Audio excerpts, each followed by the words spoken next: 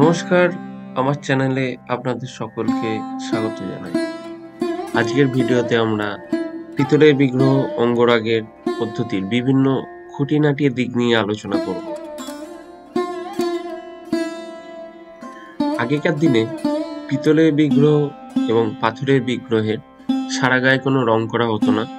কেবলমাত্র চোখ, মুখ, হাত এবং পায়ের পাতা, মাথার চুলের অংশ ইত্যাদি রং করা হতো।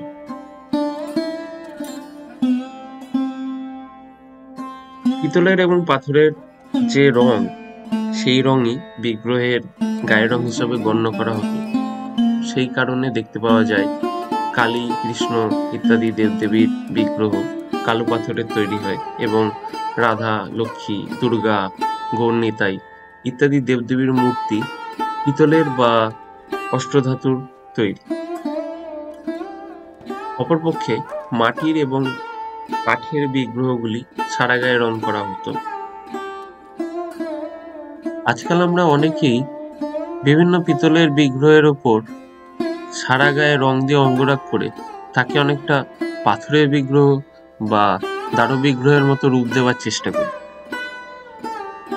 এছাড়া আজকাল বাজারে যে সমস্ত রেডিমেড মূর্তি আমরা কিনে আনি, সেগুলোর বেশিরভাগ ক্ষেত্রেই বিভিন্ন রকম গঠনগত ত্রুটি চোখে পড়ে। সেই কারণেও অনেকে বিগ্রহগুলি সারা গায়ে রং লাগিয়ে অঙ্গরাগ করিয়ে নেন। পিতলের বিগ্রহগুলি সারা গায়ে রং দিয়ে অঙ্গরাগ করার ক্ষেত্রে আমি সবার আগে এমসিল দিয়ে বিগ্রহের যা কিছু গঠনগত ত্রুটি রয়েছে সেগুলো রিমডেলিং করে ঠিকঠাক করে নিই। সবার প্রথমে বিগ্রহটিকে স্যান্ডপেপার বা সিরিজ কাগজ দিয়ে ভালো করে ঘষে নিতে হবে। এরপর প্রাইমার লাগিয়ে ভালো মতো শুকিয়ে নিতে হবে। এরপর কালো এমসিল দিয়ে প্রয়োজন মতো বিগ্রহটিকে রিমডেলিং করে ঠিকঠাক করে নিতে হবে।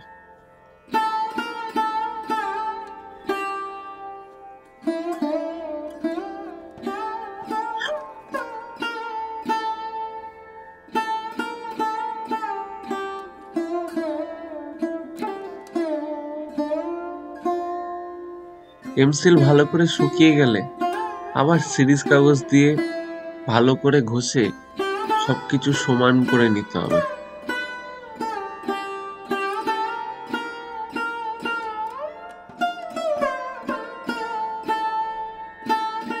এরপর আবার ভালো করে প্রাইমার লাগিয়ে নিতে হবে এবং আবার ভালোভাবে শুকিয়ে নিতে হবে। এরপর আবার এমসিল দিয়ে চোখ মুখের বিটগুলো উঁচু উঁচু করে তৈরি করে নিয়েছি।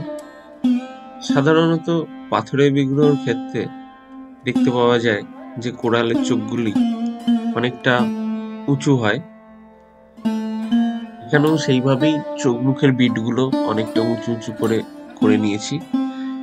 বানানোর সময় ভালোভাবে খেয়াল রাখতে হবে যে দুই দিকের চোখ, ভুরু এগুলো যেন সমান সমান থাকে, উঁচু নিচু না থাকে।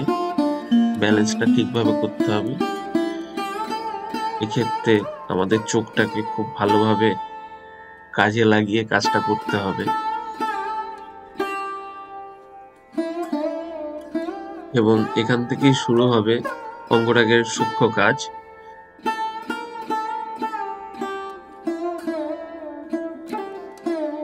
পেন্সিল ভালোভাবে শুকিয়ে গেলে আবার স্যান্ডপেপার দিয়ে সমান করে ঘষে পুনরায় প্রাইমার করে নিতে হবে। প্রাইমার ভালোভাবে শুকিয়ে গেলেই বিগ্রহ রঙের কাজের জন্য একেবারে প্রস্তুত। আজকের ভিডিওটি কেমন লাগলো সেটা অবশ্যই কমেন্ট করে জানান। এছাড়া কারোর যদি কোনো জিজ্ঞাসা থাকে সেটাও আমরা কমেন্ট বক্সে আলোচনা করে নেব। রঙের কাজ নিয়ে আমরা পরবর্তী ভিডিওতে আলোচনা করব। ততক্ষণ সাথে থাকবেন, ভালো থাকবেন। নমস্কার।